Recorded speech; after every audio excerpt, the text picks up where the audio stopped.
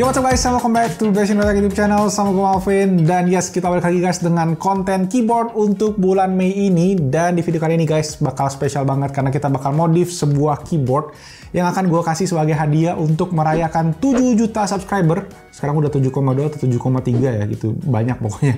Jadi ini adalah buat seorang temen, seorang tech youtuber yang bisa dibilang paling spesial dan bisa dibilang juga sangat-sangat humble guys. Bisa dibilang ya emang sangat-sangat humble sih, dan dia baru aja merit sih. Jadi yes, kalian semua udah tahu pasti siapa ya. Yes, buat David dari Gadget In. Dan sebenarnya dia tuh nggak tahu kita bakal kirim hadiah, kirim gift ini. Jadi sebagai surprise lah buat David. Jadi nanti kita juga lihat reactionnya di gimana. Oke, so yes, langsung aja tanpa basa-basi lagi kita mulai videonya. Let's go.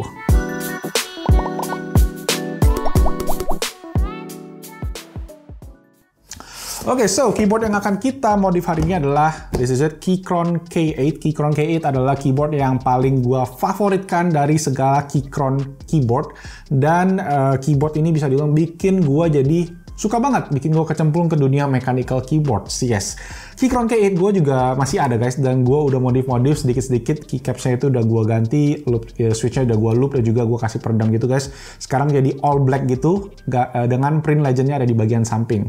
Cakep. Nah, kenapa gue pilih Keychron K8 buat David? Karena gue ngelihat dia masih pakai Windows user for life bisa dibilang ya, dan kayaknya kan pakai Windows itu masih butuh function row ya, jadi masih banyak kepake, dan gue nggak berani buat ke 65%, mungkin dia butuh transisi dulu dari sini, mana tahu kan kita bisa ngeracunin dia. Dan ya namanya Windows kan, kalau kalian kayak mau quit apps itu Alt F4 dan lain-lain ya, masih kepake lah function row intinya. Saat ini juga kalau kalian lihat di videonya David, dia itu masih pakai Keychron K2 yang layoutnya 75%, jadi masih ada F row-nya juga, makanya gue nggak berani ke 65%. Nah, untuk Keychron K8 sendiri, ya sini layoutnya adalah TKL atau 10 keyless, jadi keyboard ini tuh hampir full size tanpa numpad aja, makanya namanya tadi 10 keyless. Nah, versi yang kita pakai ini adalah versi aluminium frame dengan Gateron brown switch yang merupakan tactile. Jadi tactile switch beda sama gua bikin sebelumnya kemarin yang linear ya.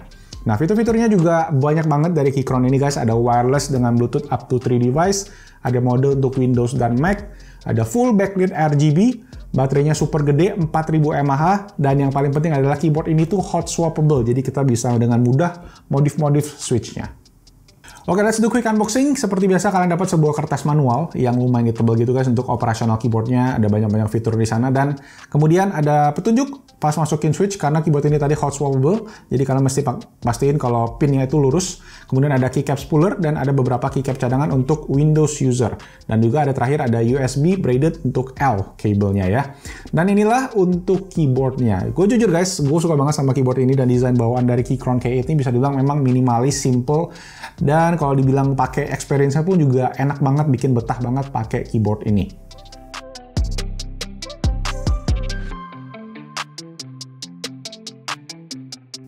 Oke, sip. Sekarang kita akan masuk ke bagian modif-modifnya nih guys. Yang pertama akan gue lakuin adalah gue pengen bikin peredam di bagian dalam dari keyboard ini. Kalau kalian bisa lihat dari samping, ini keyboard ini tuh lumayan tinggi guys. Jadi dalamnya ini kopong sebenarnya. Dan space-nya lumayan banyak, makanya ketika kita ngetik ini lumayan hollow sebenarnya bunyinya guys. Jadi agak echoey dan kerasa kayak kopong gitu, nggak enak lah. Jadi gue akan bongkar semua. Jadi kayak kita copot dari keycaps-nya, kemudian switch dan juga stabilizer. Nah, pas nyopotin switch sendiri, gue menemukan kendala guys pas mau copotin bagian atasnya. Jadi kita harus copotin si frame aluminium dari keyboard ini.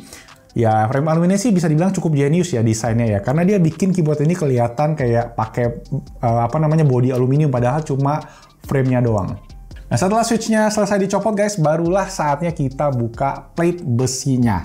Nah, ada total sekitar 9 atau 10 baut yang mesti kita copot dari bagian plate aluminiumnya tadi. Dan for your info, Keychron K8 ini menggunakan stabilizer yang modelnya adalah plate mount. Jadi dia nempel ke bagian plate-nya ya, bukan PCB mount.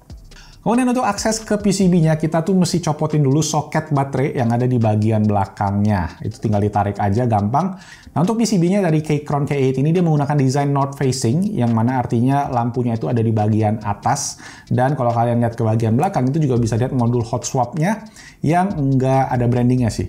Katanya sih di PCB yang north facing ini ada beberapa skenario yang bisa bikin ada interference atau gangguan ketika menggunakan keycaps yang cherry profile. Nanti kita coba ya.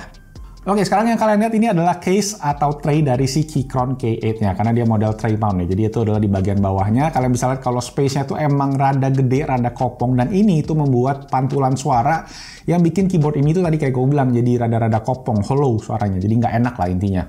Dan kali ini gue pengen mencoba nih menggunakan metode baru dengan menggunakan anti-slip yang dari dashboard mobil nih. Gue terinspirasi dari postingan di forum Facebook IMKG, Indonesian Mechanical Keyboards Group, yang bilang kalau ini tuh bakalan lebih bagus buat meredam dibandingkan pakai busa biasa yang sebelumnya gue pakai di dalam si Keychron K8. Nah, yang ada gue pakai ini, dia tuh pakai busa bawaan dari boxnya yang tadi kalian lihat di awal tadi guys pas kita unboxing. Dan sebenarnya gue ngerasa sih hasilnya cukup oke, cuma karena gue penasaran dan sebenarnya juga pas pakai busa ini sebenarnya repot karena kalian mesti gunting satu-satu gitu guys. Jadi gue mencoba cara lain yang lebih simple tapi hasilnya lebih oke, which is ya pakai si anti-slip tadi. Nah, kalau pakai anti-slip ini gampang guys, kita tinggal potong sesuai dengan ukurannya aja, terus tinggal bolong-bolongin sesuai dengan lubang bautnya. Gue pakai sekitar 2 lapis, dan yang terakhir jangan lupa juga kalau kalian mau pakai ini adalah kalian harus potong bagian yang ada di atas baterai, biar dia nggak terlalu tebal dan dempet sama si PCB-nya. Bahaya kalau baterainya kegencet gitu. Nah, sekarang kita tinggal balikin PCB-nya ke keyboardnya lagi, tinggal dipasang aja semua. Pertama kita pasang baterainya dulu, dan selanjutnya ini kalian mesti agak hati-hati guys, karena ada switch di bagian kiri PCB-nya, switch on-off-nya gitu guys, yang kalian harus align, harus kalian lurusin gitu pas kalian masukin dengan switch di bagian luarnya. Jadi dia bisa di switch on-off dari luar gitu kan. Tinggal ngikutin aja sih, ada garisnya gitu guys, dan terakhir make sure kalian tes dulu untuk on-off-nya apakah udah jalan. Dan itu selesai deh, kalian udah kelar modifikasi bagian dalam. Stage pertama udah beres dari Keychron K8 ini. Sekarang kita masuk ke stage yang kedua nih guys. Kayak modif mobil aja ya, ada stage 1, stage 2 ya. Yes, itu modif mechanical keyboard yang stage kedua adalah untuk ngeloop switch-nya.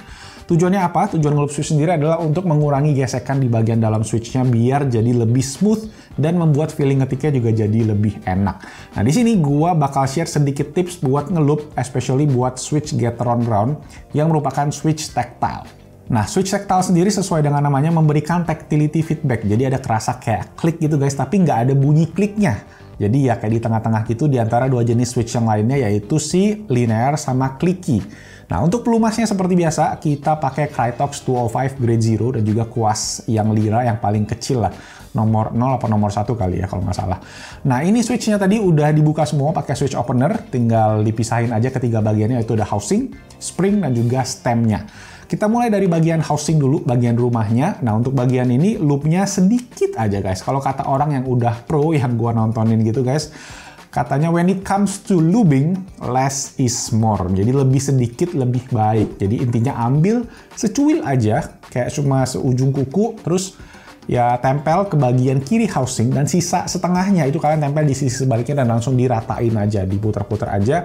Terakhir, sisa-sisa yang ada di kuas gua pakai untuk dicolok ke lubang yang ada di tengah housingnya tadi. Nah, yang gua nggak lakuin di switch tactile adalah untuk ngeloop si bagian kuningan atau tembaganya tadi yang dinamain leaf.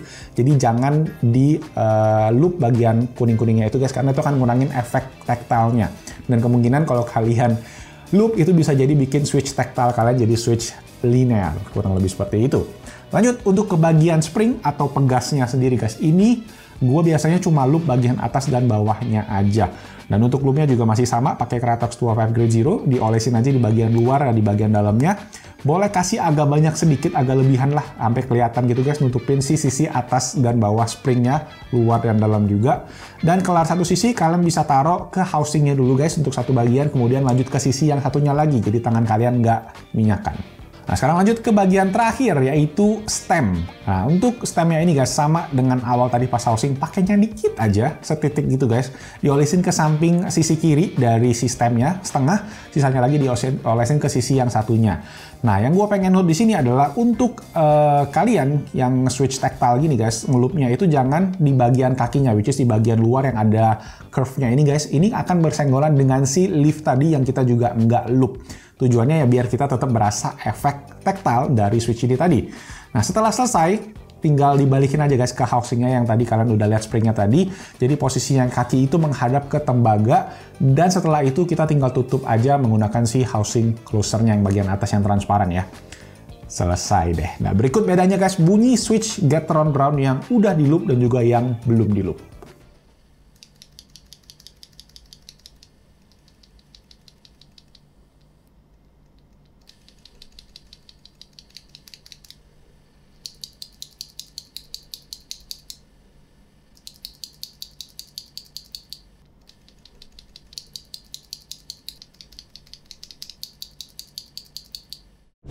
Tuh bisa dengar kan ya bedanya ya. Yang udah di loop itu lebih halus, lebih smooth suaranya dan lebih kecil, nggak seberisik dan scratchy bisa dibilang ya, sama yang belum di loop. Oke, sekarang kita lanjut ke stage modif berikutnya yaitu untuk stabilizer atau sering dibilang juga dengan kata steps. Nah, ada dua jenis stabilizer yang banyak dipakai yaitu plate mount seperti yang ada di Keychron K8 ini dan juga ada di PCB mount satu lagi yang mana banyak dipakai di keyboard enthusiast, keyboard custom gitulah bisa dibilang ya. Nah, di sini tujuan kita ngeloop stabilizer adalah untuk mengurangi suara rattle, yaitu suara gesekan di antara metal dan plastik yang ada di stabilizer ini. Nah, steps bawaannya si Keychron sebenarnya itu udah pada di loop guys, cuma rata-rata loop bawaan pabrik itu kurang rata dan bisa dibilang ya kurang efek jadinya. Oke, untuk step pertama kita copot dulu aja guys stabilizer dari plate-nya, tinggal dicongkel aja sedikit di bagian yang ada kaitannya gitu guys. Kemudian barulah kita copot semua stabilizer dari housingnya, tinggal diputar dan tinggal ditarik aja. Nah, kalian bisa lihat lebih jelas tuh guys hasil loop dari pabrikannya yang kurang rata dan sebenarnya kurang bisa dibilang memang ya kurang banyak gitu. Nah, sebisa mungkin kita jangan kayak gitu. Untuk ngeloop stabilizer gua pakai dua jenis loop. Yang pertama untuk housingnya itu sama dengan pas tadi kita ngeloop switch yaitu pakai Krytox 205 grade 0. Dan yang satu lagi khusus untuk bagian kawat atau wire-nya itu kita pakai loop yang lebih kental namanya adalah Permatex. Oke, step pertama yang gue biasa lakuin adalah ngepotong atau ngeklip si stabilizer yang bagian bawahnya itu nggak rata. Katanya ini memberikan efek yang kurang enak di stabilizernya ketika dia kayak bottoms up gitu ya. Kayak gitu lah, pokoknya dipotong aja sampai rata, flat, kayak yang kalian bisa lihat sekarang. Nah, setelah semua dipotong, barulah kita mulai masuk ke bagian ngeloop. Nah, untuk loop sendiri, gue juga pakai dikit aja dan diolesinnya itu di seluruh bagian dalam dari housing si stabilizernya. Setelah itu, baru kita lanjut ke bagian kawatnya. Nah, untuk kawatnya ini kalian boleh pakai yang lumayan banyak guys, Permatexnya tadi, sampai ke bagian engselnya lebih sedikit karena nanti bakal ngejepit di situ. Jadi kalian tinggal ratain aja. Tadi gue tinggal colok, masukin aja terus ratain pakai kuas. Kuasnya yang beda ya, jangan pakai kuas yang sama yang kita tadi pakai Krytox sebelumnya. Nah, setelah itu tinggal dipasang lagi ke stabilizernya yang ada dua lubang itu menghadap ke besi. Tinggal masukin aja ke bagian atasnya sampai dia ngeklik. Jadi diikutin aja sama sisi yang satunya lagi. Setelah selesai semua, ada satu hal yang bisa kita lakuin lagi yaitu namanya Band Aid Mod. Ini bertujuan biar stabilizer itu pas ngejepit ke bagian plate-nya itu bisa lebih kuat dan nggak wobble atau nggak goyang-goyang. Tinggal ditempelin aja di bagian si plate-nya. Setelah selesai, tinggal kalian pasang aja. Oke, lanjut sekarang kita ngecekin ke bagian yang menurut gua paling seru yaitu keycaps. Nah, untuk keycaps ini guys, gue nyari yang cocok lah bisa dibilang sama si David, sama Gadget In juga secara warna, secara tema. Setelah gue cari-cari, akhirnya gue ketemu namanya ini adalah Kaiju Keycaps. Sebenarnya gue lihat itu tuh di gambar, temanya tuh kayak warna Gadget ini, jadi warnanya biru tua, merah, dan putih. Plus si David juga suka sama Jepang kan ya, jadi lumayan masuk lah temanya kan. Tetapi ternyata pas nyampe guys, birunya itu ternyata lebih ke hijau, ke Tosca gitu ya, ke teal gitu ya, teal yang tua-tua gitu. Tapi ya sudahlah, nggak apa-apa deh, apa boleh buat kan. Lanjut aja, kita tinggal pasang switch dan keycapsnya.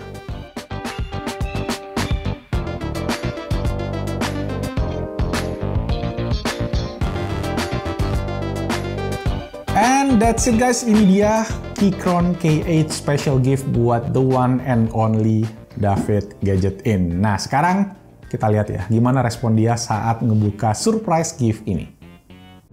Jadi saya baru aja dikirimin keyboard custom dari Malvin Best Indotech. Thanks bro, ini katanya dia yang bikin sendiri. Mereknya Keychron. Ini salah satu merek keyboard yang kami pakai juga di situ. Udah biasa dilihat, entah bakal di custom segimananya ya. Di sini ada keyboard carrying case. Semoga bukan casingnya doang, tapi karena lumayan berat jadi harusnya ada isinya lah. Ini ternyata keyboard aja ada tempat buat ngebawanya, kayak ribet gitu. Biasanya kalau saya bawa keyboard cuma masukin ke tas doang. Di sini ada tipenya Keychron K8 dan ini warnanya cakep sih. Ada warna hijau Tosca ya bang ini. Tosca gelap, terus ada warna orange khas Keychron, terus ada tulisan-tulisan Jepangnya juga. Ini ada tombol Windows harusnya yang lambangnya kayak tanda seru gitu, ada lambang entah ini apaan, mirip-mirip benderanya Jepang. Jadi ini hasil customan dari Malvin. Sini ada banyak tombol juga, cuma ini entah customnya di mana ya. Katanya Malvin bilang ini customnya lumayan banyak. Mungkin dari keycapsnya diganti semua atau yang standarnya nggak kayak gini karena Ada banyak kata hiragananya juga sih di sini. Jadi misalnya Anda senang nulis dalam bahasa Jepang, ini bisa jadi bantuan banget. Ini apa ya? Huruf gede. Terus ada apa lagi? Ini saya juga artinya nggak tahu apaan. Ya tapi ini cakep sih. Dari tombol-tombolnya kerasa beda dari biasanya. Thank you.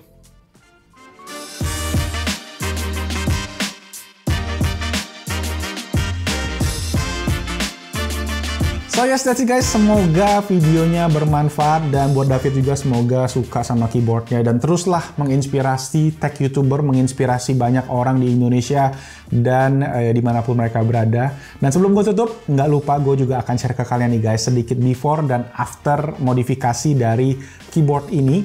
Seperti biasa, bolehlah klik tombol jempol ke atas kalau kalian suka dengan videonya dan jangan lupa juga subscribe ke Best Indo Tech buat konten tentang tech and gadget yang ada di Indonesia.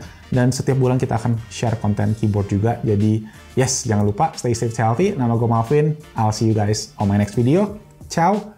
Enjoy the sound test.